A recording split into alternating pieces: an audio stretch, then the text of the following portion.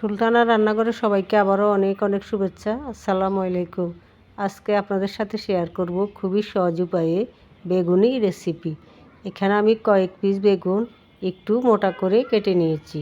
এরপর পানিতে কিছুক্ষণ ভিজিয়ে রেখেছি, ধুয়ে ভালো করে পরিষ্কার করে নিয়েছি। এরপর একটি বাটি নিব, 1 কাপ বেসন চালনির সাহায্যে চেলে নিব।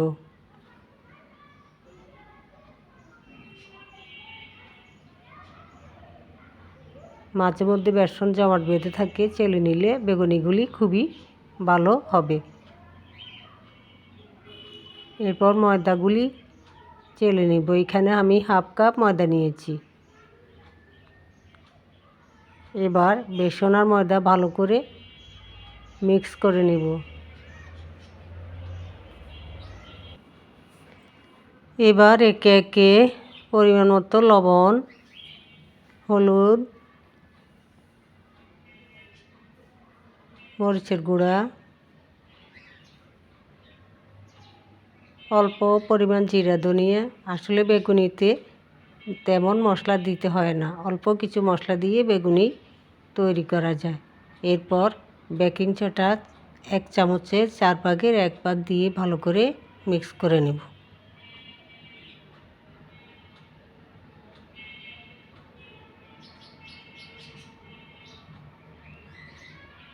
অল্প অল্প করে পানি দিয়ে আটাটি তৈরি করে নিতে হবে। একেবারে পানি দিলে অনেক সময় বেগুনি আটাটি পাতলা হয়ে যেতে পারে। আবারও পানি দিয়ে দিব।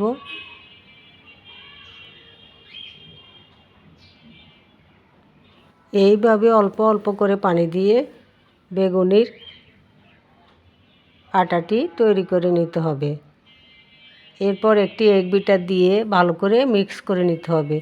এই বেগুনির আটাটি ভালো করে মিক্স করে নিলে বেগুনিগুলি খুবই সুন্দর হবে। আমি একটি আঙুল দিয়ে দেখাচ্ছি, দেখেন কতটুকু আটার ঘনত্ব রেখেছি। এরপর চুলে একটি ফ্রাই প্যান বসিয়ে তেল দিয়ে দিব। তেল গরম হয়ে গেলে আগেই বিসমিল্লাহ পড়ে 2টি বেগুনি ভেজে রেখেছি। এরপর আরেকটি বেগুনি আপনাদেরকে ভেজে দেখাচ্ছি।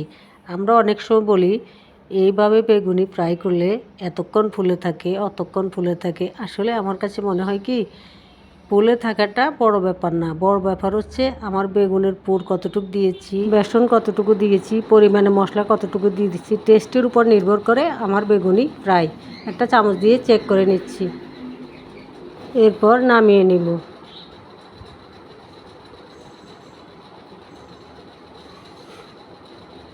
তৈরি আমাদের খুবই কম সময়ে বেগুনি রেসিপি। যদি ভালো লেগে থাকে আশা করি সবাই পাশে থাকবেন, সুস্থ থাকবেন, ভালো থাকবেন। আল্লাহ হাফেজ।